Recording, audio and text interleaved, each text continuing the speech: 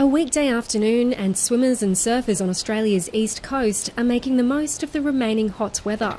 But just over a month ago at this very beach, surfer Glen Folkard came face to face with a hungry 3-metre bull shark.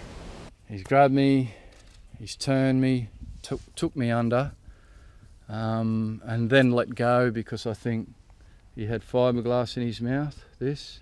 Glen Folkard made it back to the shore, missing 2 kilos of flesh from his upper leg.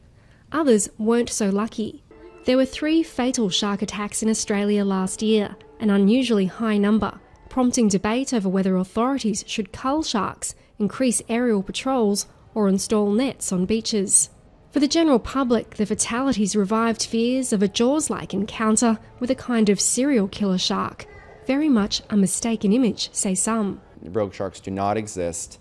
Jaws was a movie. It was a very effective movie, but it's a monster movie, and sharks are not monsters. You know, they're really quite boring, and they'd rather ignore us. Christopher Neff says 92% of people involved in shark attacks survive.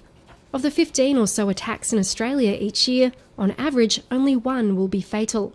And while over time the number of annual incidents has been increasing, so too has the number of people swimming and surfing in the country's waters and putting themselves at risk. Prevention could be more about avoiding the ocean on what some call a sharky day. A sharky day is a day where perhaps it's overcast, so reduced amount of light getting into the water creates poor visibility. We can't see as well under the water. These are the sorts of opportunities a shark would use to sneak up on prey. Dusk and dawn are also to be avoided, and times when there are lots of bait fish in the water, small fish that sharks find hard to resist. Surfer Glen Folkard is yet to get back on his board, but he bears no malice towards the shark that bit him. And he was just thinking, that's a big thing to feed me.